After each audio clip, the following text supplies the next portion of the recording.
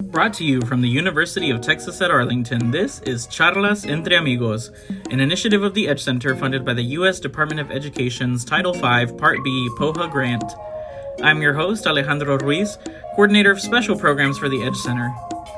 Whether you're a seasoned grad student, a fresh face on campus, joining us online, or just curious about the ins and outs of academia, then this podcast is for you.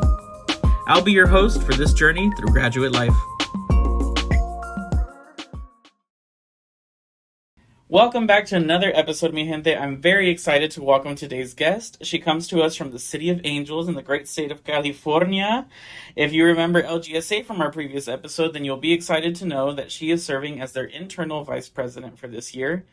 And as someone who isn't too great with numbers, she also has my profound respect as she pursues her PhD in mathematics. Les presento a la futura doctora Elizabeth Rubio. Elizabeth, it's so great to have you on the show. Thanks for joining us. Thanks for having me. I'm really excited to be here. I've been looking forward to it. Yay, I love to hear that. Elizabeth, as someone who's Texas born and raised, I'm always curious to know what brings people to the Lone Star State.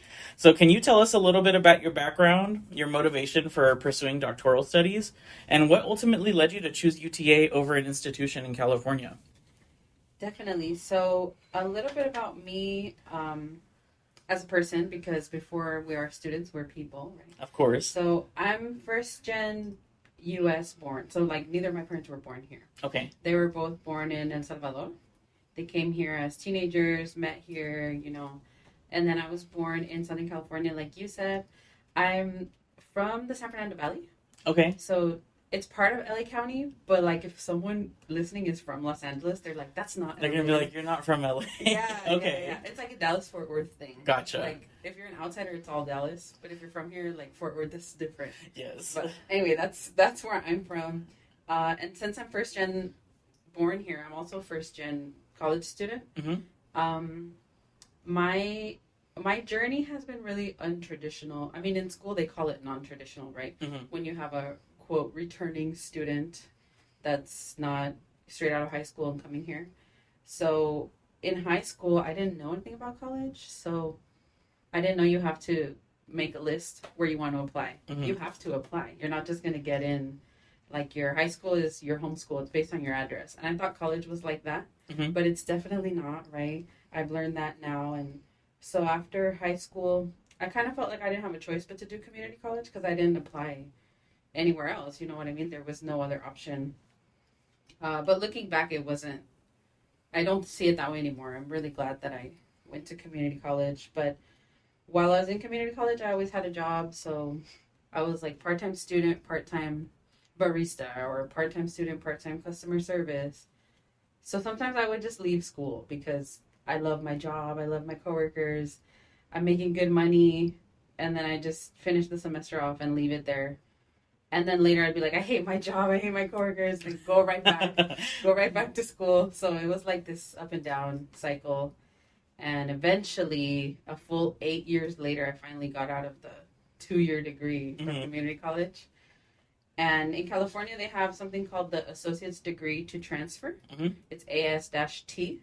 That means I'm guaranteed admission to at least one of the public universities in California Mm-hmm. with my associates. The caveat is that you can't change your major. So initially I could have applied to the schools once I got the associate, but I didn't because same thing. I was like, I'm going back to work. I'm making money. Mm-hmm. So you can already see it's not traditional. But eventually during the pandemic, I had a awakening. I think a lot of people had those. But Oh, for sure. I had a work-related awakening where I was like, what am I doing? Because I used to work for a staffing agency at that time, right? When I finished my associates and when I decided not to keep going to school, it's because I was helping people get jobs. And especially it would be people that don't speak enough English to do the application by themselves. So they'll come to the agency and I'd help them. Or people that are older and they don't know how to use a computer to apply online. So I would help them. Or they didn't get a high school diploma. They feel like they can't get a job. I would help them. So initially I loved it because I felt I was helping people. But during the pandemic, it's all the truth came out, right? These people want their sick days and the company wants to do whatever to avoid paying it to them. Mm-hmm. These people want security that if I have COVID and I take time off, can I come back? but they're technically a temp worker, and I can't assure that to them. And so during the pandemic, I kind of was like, am I helping people, or am I helping these companies to take advantage of these workers? And so that was a moment for me where I was like, okay, I want to go back to school. That's something I know about myself, that I've always loved school. I've always been a nerd, like stereotypical nerd. I have, when I was little, I always wanted to play school. Okay. And my cousins are like, come on, like, can we play something else? And because why? Because I always wanted to be the teacher. Yeah. So it was like, at the time, it was like, you're so bossy. But now it's like, I mean, I guess I was bossy, yeah, as a kid. But I wanted that structure. I wanted, like, I know what we're doing. I'm making the rules. I'm following the rules, which is also one of the reasons I like math. Mm-hmm. It's very, they call it axiomatic, but axioms are just rules. If the numbers follow the rules, then the conclusions follow. And how did I get to grad school? Because that's all before grad school. Is in my undergrad in the last semester, I was dead set that I was going to get my bachelor's and then get a teaching credential. Because I told you I always wanted to be a teacher, so I could play escuela full time.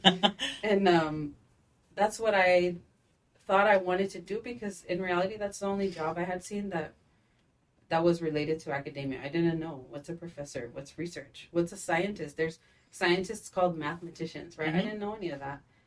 And someone came to my undergrad school to give a talk. Her name is Dr. Pamela Harris. She's at UW Milwaukee. So she's in Wisconsin, but she came over, she gave a talk. There was like not that many people in the audience, and after we got to just chat with her, right? Meet a mathematician, have pizza with her. And she said, so you're about to graduate. What are you going to do after that? Are you thinking about grad school? Mm-hmm. And I'm telling you, I was so stubborn. I was like, never. I will never take out loans to go to school. I'm not going to make the system richer. I told her I don't want to be in a little secret room doing math research, proving theorems, when I can be in a classroom affecting real life change. That's how I viewed it. And she said, well, I do both. I do math research with other math people, and I teach students, and I help students to do research, right? She was doing research with undergrads. Mm-hmm. So that was really a turning point for me, was meeting her and talking to her about grad school. And I don't know exactly like which organization paid for what, but she enabled me to go to a conference where I didn't pay for anything. I just showed up. They talked about grad school, and that's how I learned about UTA, because UTA was there. It was like a tabling that they do. And at some of the tables, it was like, hey, so you're interested in grad school. What research do you want to do in math? And I'm like, I don't know. I don't know anything about math. What can you tell me? And some of the schools, no te miento, their reaction was like, oh, well, if you figure out what you want to do, you can try to get some experience. I'm sure you'll find a school here. It was like, well, we're not the school for you if you don't know what you want to do. Mm-hmm. On the other hand, UTA was like, that's totally fine. None of us knew what we wanted to do.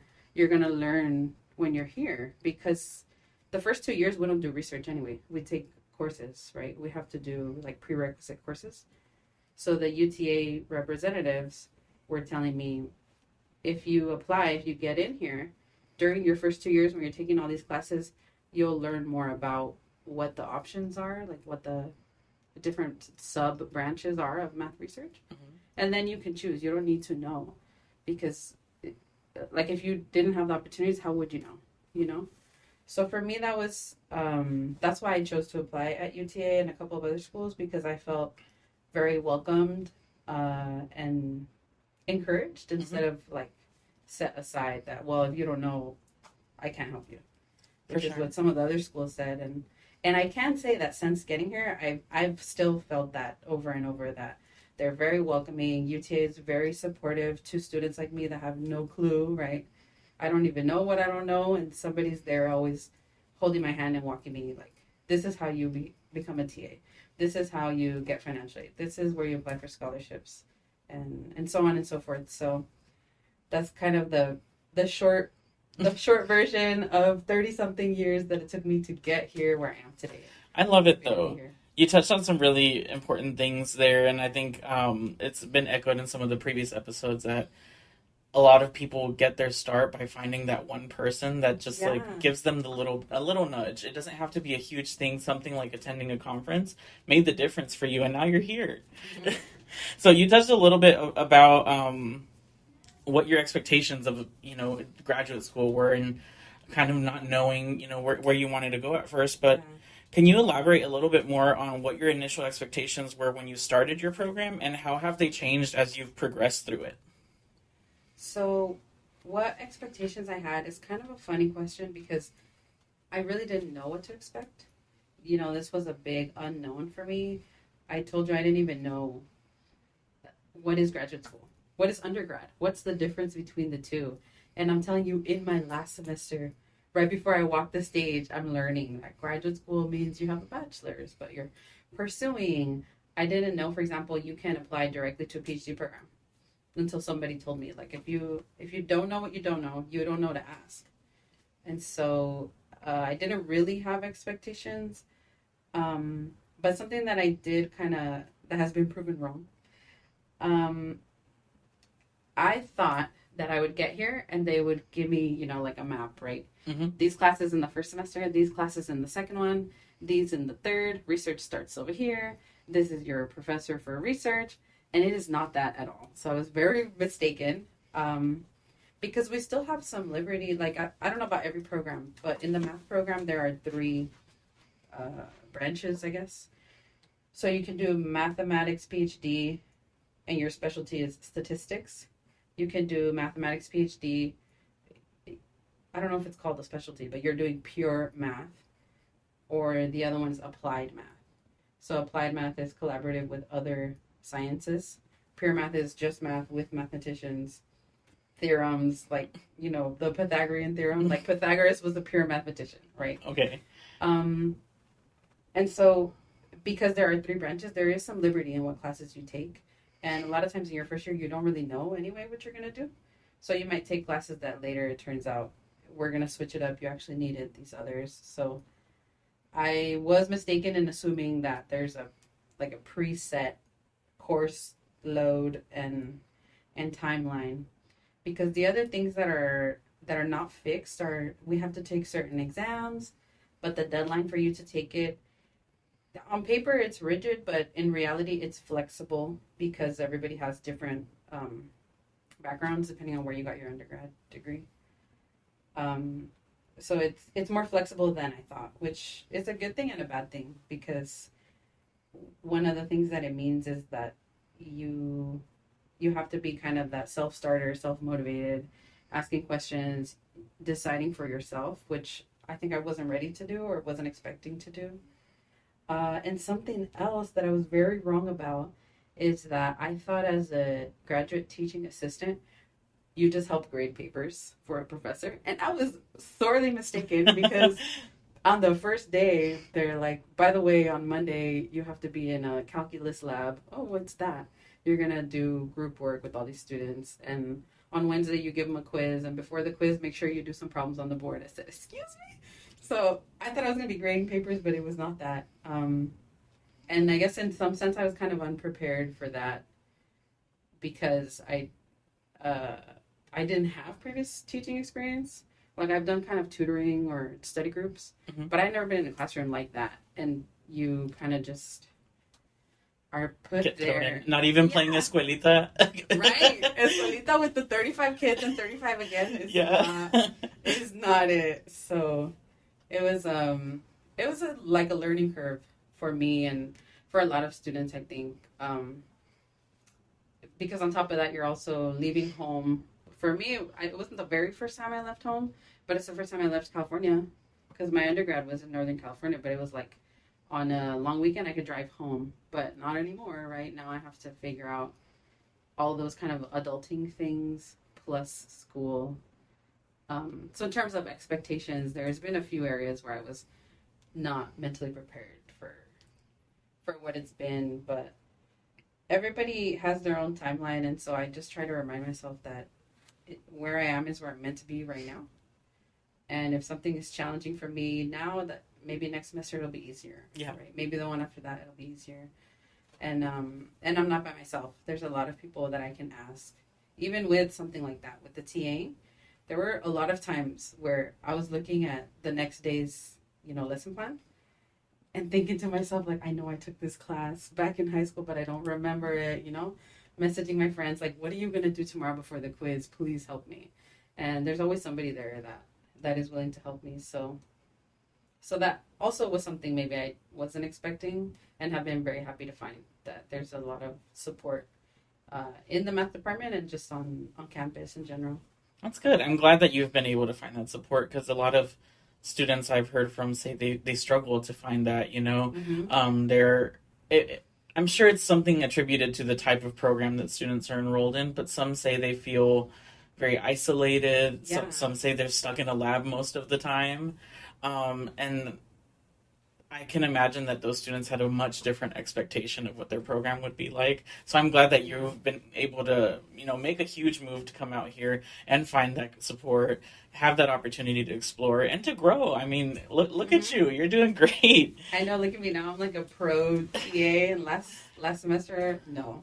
It was rough. But we all got to start somewhere, right? So actually, something that you said, in terms of picking a graduate school, I had an Excel spreadsheet of the schools I wanted to apply to and why.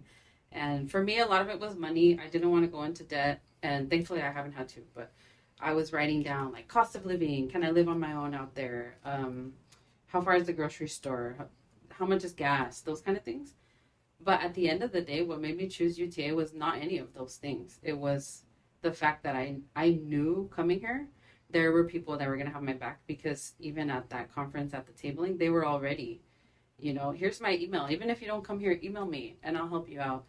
And there's another school that I visited that I won't name, but it was totally different.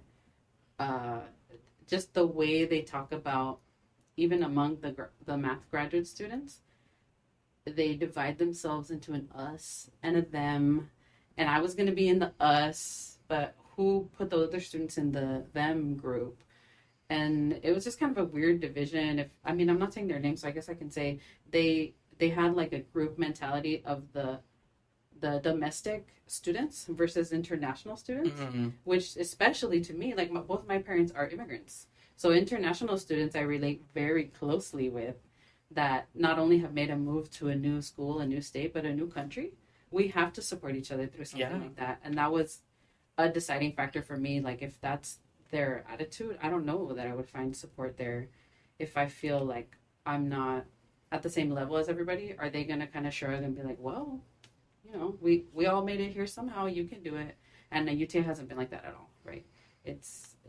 People validate me that it was hard when I took that class too. Here's a resource that I have, or if I can't help you, I know somebody who can. And I think it's worth mentioning, because if someone is listening and thinking about going to graduate school, I cannot understate the importance of talking to a real person who goes to the school you're thinking of, and ask them, what has their experience been? How was your first year? Did you have people showing you the way? Did you kind of feel like you were on your own and sometimes you wanted to leave? And you can make the Excel spreadsheet or your pros and cons list, but you should include in the spreadsheet, right? What's the feeling that I get when I talk to the professors there or the current students? Because you can find that online. Oh, yeah. You can find people's emails to reach out to. And I agree. I was actually met a student yesterday while we were tabling at the Graduate School Expo here on campus, who is, coming into the last semester of her undergrad and considering it, right? But she's kind of like you said, focused on like the cost of living, things like that.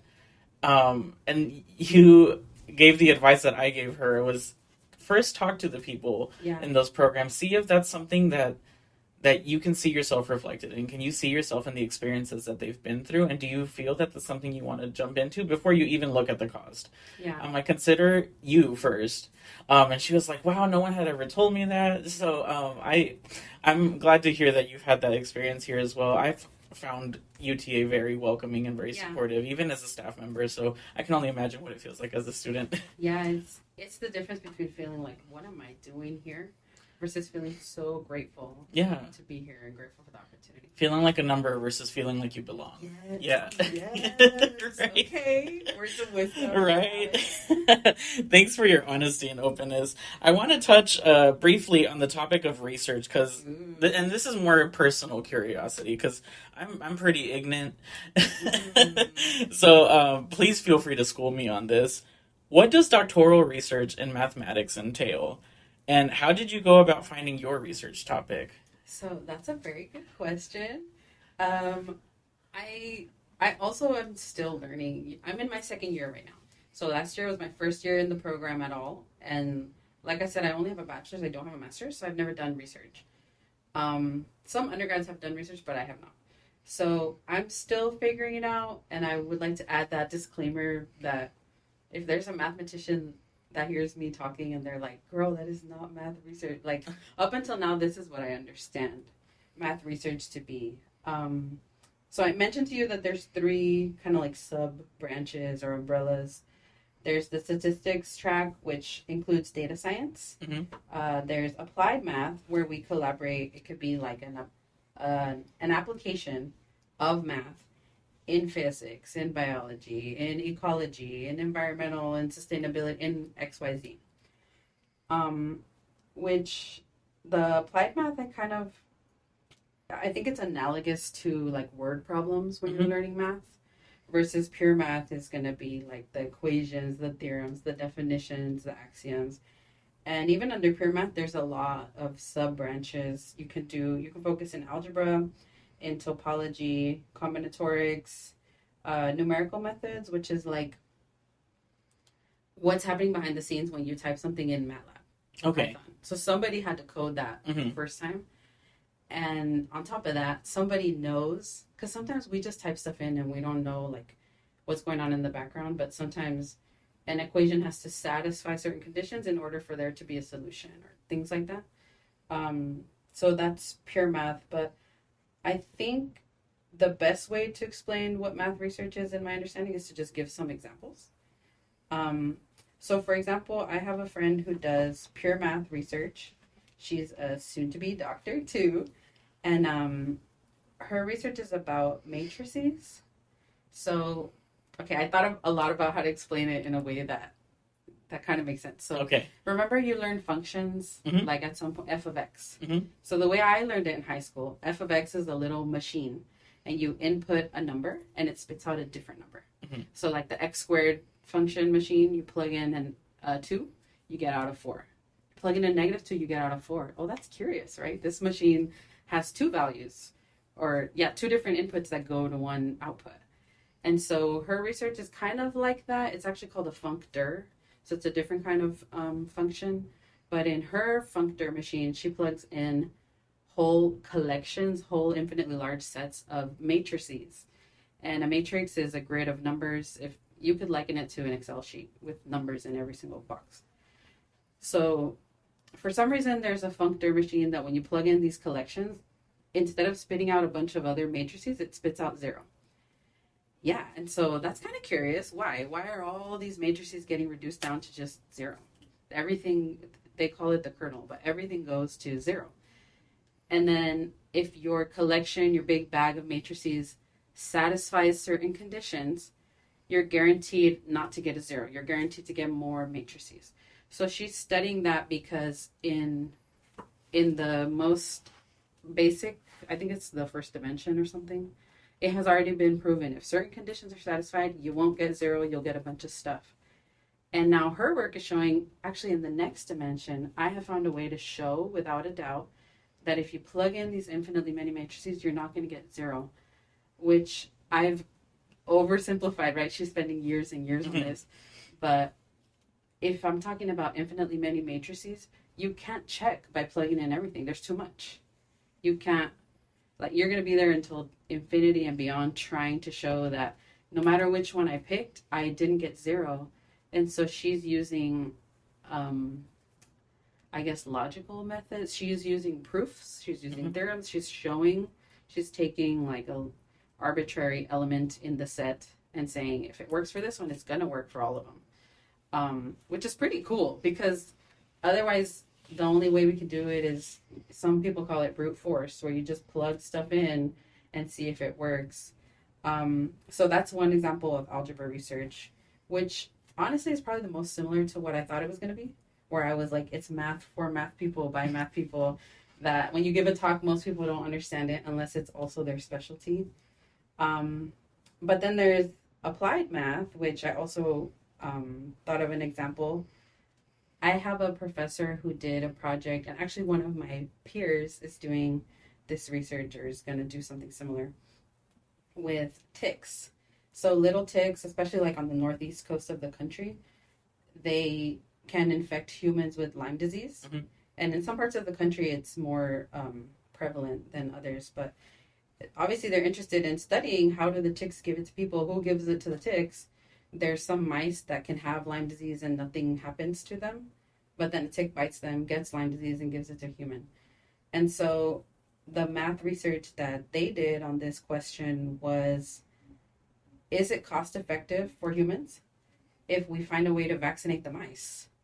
Because they're the ones giving it to the ticks. Humans can't give it to ticks. Or I'm not sure if they can. But anyways, the mice are the ones usually giving it to the ticks. And this is a case where either collecting data is not feasible, or it would be really expensive, or we just don't have the data to do, I guess, a regular research, non-math version of the research. So instead, you make a math model, you make some equations that kind of try to explain the behavior of how the ticks, the mice, and the humans interact, how fast they infect each other, at what rates. So this is calculus that they're using.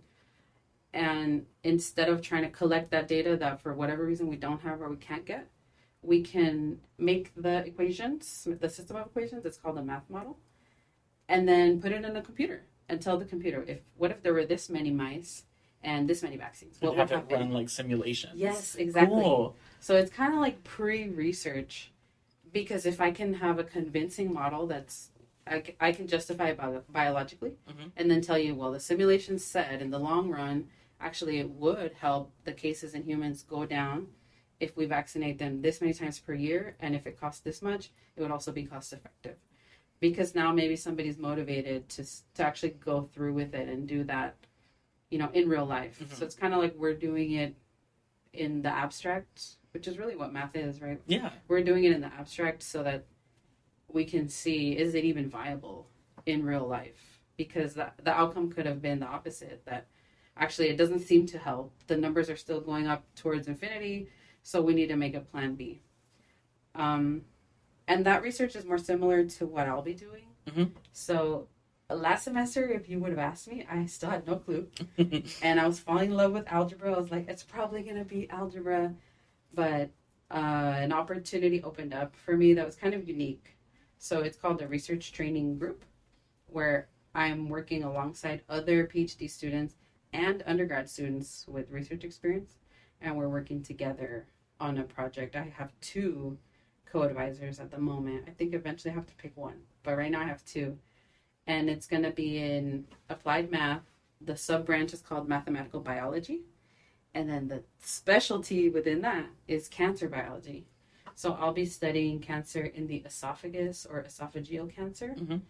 And I guess basically it's not very well understood. So one of the research aims is to find markers inside the body that are good signals of whether a treatment is effective or not. Because even now it's kind of like a guessing game. If this treatment, like, it worked for some people, so we're going to try it on you. But like I was kind of explaining, if we can run simulations and say, if my model is pretty accurate to reality, these are what simulations show, and then we can inform clinical researchers or biomedical researchers on what maybe their next study, because those are expensive studies, right? They are. It's kind of like, what is worth investing their time, energy, and resources into, and what maybe is not going to have the outcomes that they want. So if I had to kind of sum it up, I don't really think I could, but those are 2 examples that I can think of research. Well, thank you for educating me a little bit on that, because I was racking my brain and getting ready for this episode, and I'm like, how how does research and math work? Oh, okay. Because in the other sciences, I picture like the lab coat, right? The Yes. mice. Yes. We're giving drugs to the mice. Hands-on, right? We're staining the brain, and where is it lighting up? And math research just doesn't seem to be that at all, which I feel like, well, then what is it? Because when you go to math conferences, it is a lot of like really niche specific titles that I'm like, I don't understand it, but my professor said I should go, so I'm gonna go. And most of the talk goes over your head, but at least you're networking, you're meeting somebody, and so I'm still learning, I'm still figuring it out. But it just makes it more exciting that there's so many research looks so many ways for so many different people. Yeah. Is exciting to me. I think my big takeaway is that it can either be very conceptual and very focused on like how the numbers function versus how you can use them to either further inform research or help you like justify like what areas of research may be more, Worth pursuing. more beneficial and worth pursuing. So I like that. That's a cool way to sum it up. And then on top of that, there's stats, which I don't even understand well enough to get into. But so there's a lot of different possibilities for someone who is not really sure. I think the most exciting part for me is that the applied math is collaborative. So like I'll have collaborators who are doctors or medical researchers. And so if somebody else is like, I kind of like math, but I really like the environment, or I really like trying to what is the word, like mediate climate change. You can still do math research and you can still inform those things. So they do say math is the language of the universe, right? Period. So yes, it is. It's a foreign language I'm trying to learn. I love it. Well, I want to know from your perspective, right, and having gone through that process of figuring out what it is you want to research, what advice would you give to other PhD students who may be struggling to pinpoint their own topic? So I feel like before I can answer the question, I do have to acknowledge that where I'm at is not common, because the research training group that I'm a part of, there are a total of 4 PhD students in the program, and then a couple more than that as far as undergrads, maybe like 6 to 8 undergrads or something. But the point is, it's not everybody. So not everyone who applies to the program is going to be having the mentors, having like the cancer biology project is not something that I came up with, because making your own research question is not a small task, right? It has to be kind of specific, and it has to be something you can actually do in the 3 or 4 years you're going to be doing research. But it can't be too big that you're not going to finish, but it can't be too small that it's not challenging for you. But it's really specific, and I was very lucky that someone already has started a little bit of the work and is willing to mentor me and walk me through it. But that being said, it's also not typical how I got into the group, because I didn't apply to be in it. And in my first year, I was not in it. But going to my professor's office hours and talking to him and voicing the fact that I really don't know, right? I love algebra, but I want to work with people who are not mathematicians. I want to do something that has real world application. And initially his response was, well, I encourage you to think more about it, talk to more people about it, because by your second or third year, you should be able to declare on paper, this is my advisor, this is my topic. But because of the circumstances that a position opened up in that program, he thought of me, because I was already in his office talking about it. And so that's one of the, pieces of advice, is that it really pays off to be in the office hours, first of all. Whether you're doing well in the class or not doing well in the class, it's good to talk to the professor so they know who you are. And I think in graduate school, it's both easier and harder to step out of your comfort zone and do that. I think it's harder because the classes are harder, at least in my experience. So sometimes I don't even know what to ask when I go to the professor. But in some other ways, it's a little easier because the classes are smaller. So I don't feel like I'm one of 70. They're not going to remember me. In one of my classes right now, I'm one of 6. Oh, wow. So, yeah. Right. So the professor knows me. And if I go to his office hours and then I go to class and then I'm making a face in class that I don't understand, he's noticing that. And he's thinking, she was here asking questions. Let me make sure she's understanding. So talking to your professors, I think, is a really good way to learn first of all, if you get along with them, because your advisee relationship is a very close one. For the next 3 to 4 years, it's just you and them.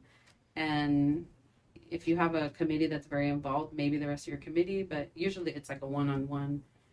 But if talking to professors is intimidating, I would also say that talking to other PhD students is helpful, because even though I don't know everything and don't know a lot, and the people around me may also not know everything, they know more than me, right? They've been here 2 years longer than me, 3 years longer than me.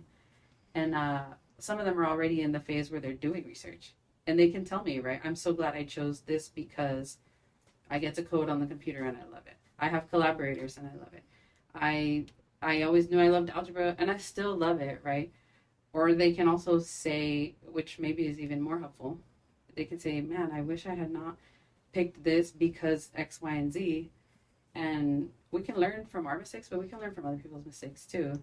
So I think talking and asking questions is definitely one of the pieces that I could give. But the other thing is to follow your intuition and your curiosity.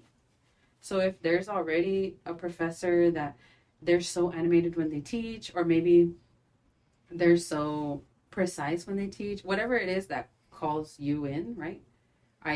Whatever they're teaching, I want to know more about it. Then ask them about it, right?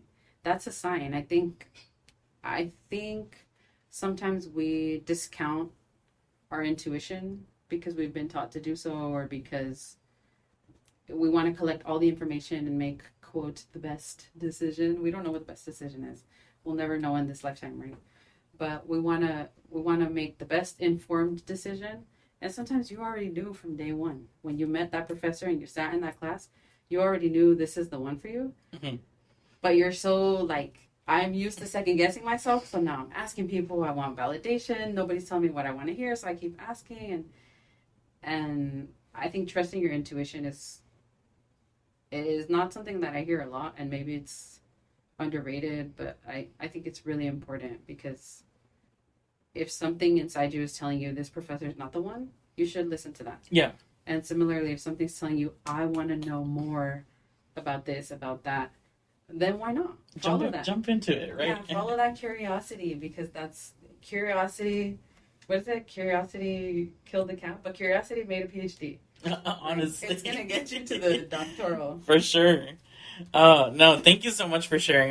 I can definitely say, just from hearing you talk today, there are a lot of lessons that you have learned in the process. Even before getting, started in the PhD program, there's a lot that you've experienced, and that I think you have that puts you in a really nice position to share that knowledge with others. That's kind of interesting, because in a lot of ways, I'm a newbie, right? I'm a second year. I'm a first gen student. Even in my math preparation, the school that I went to was not known for math, mm-hmm. right? So in a lot of ways, I'm the least informed in a room. But in a lot of other ways, like, I've had so many different types of jobs. I've held leadership positions, but I've also been on the other side where I'm kind of at the bottom of the totem pole. And how did I deal with that? And how did I get out of that? Or what did I learn from that? And just a lot of experiences, like you said, over the last, my whole life. Yeah. That do inform how I navigate the world, right? It makes a difference when, like in my old school, one of the things was that I was online for a whole semester, and I was the only one who was online. Oh, Everyone gosh. else was in person, so I was on the big TV on the wall during COVID times or whatever. But I've never been shy, and I've never been afraid to be wrong, and I was always raise my hand in the Zoom, asking a question, starting the study group somehow remotely. And that's something that I think if I was 18 or 19 going straight to university, I wouldn't have had the confidence to do, or maybe it's like a sinvergüenza. Like, I don't care. If you guys know that I don't know, I need help, and I'm going to ask for it. Yeah.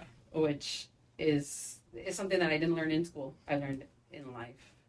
But I think everybody has that. Everybody mm-hmm. has different strengths, which is also something that can make you a good researcher, because you have a different perspective than everybody else in the room or in your peer group or whatever it is, whatever situation that it is. I would say you have a unique lens, and how you look at things through that lens informs others and yourself, right? Mm-hmm. Gives you a different perspective on life. Yes, sir. So thank you again for sharing. All of this to say, I want to close with this.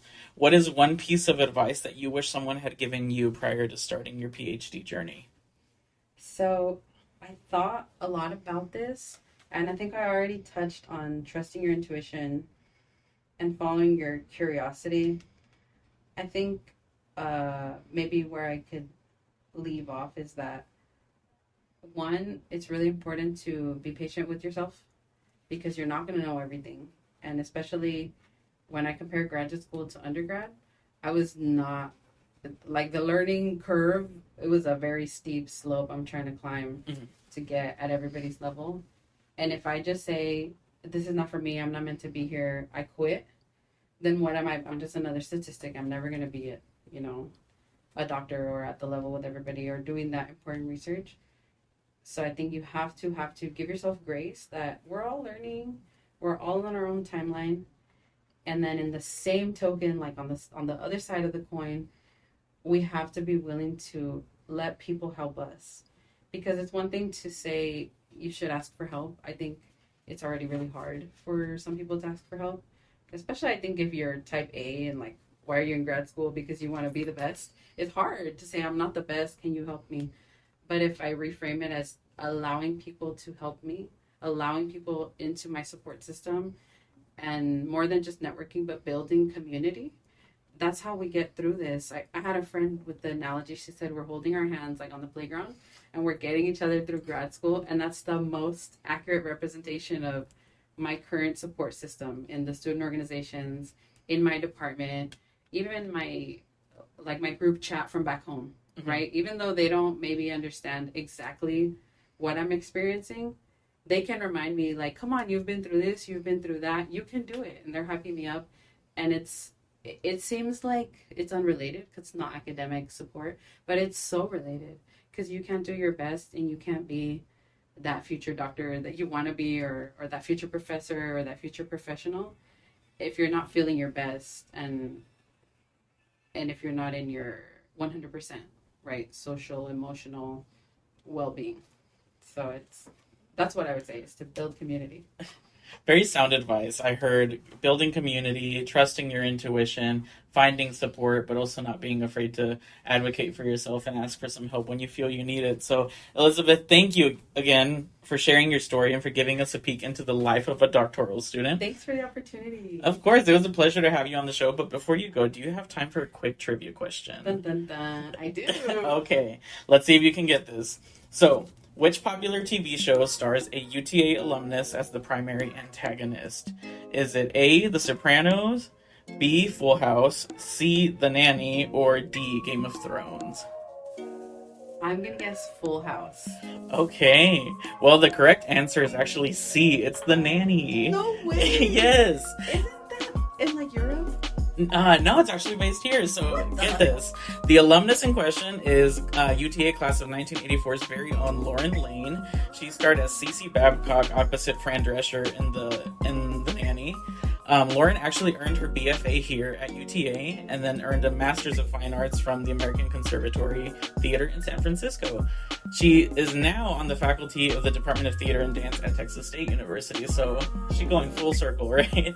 That's awesome. Yeah. So thanks for playing, and thank you again for being on the show. We really appreciate you. Thanks for having me, Alex. And to our listeners, thank you for tuning into this episode of Charlas Entre Amigos. We're so thankful for your continued support and listenership. We'll return on February 28th with part 2 of this season and all new stories to share, so be sure to subscribe so you don't miss out on any future episodes. Remember, whether you're a current graduate student or just curious about graduate life, we're here to support you every step of the way. Until next time, mi gente.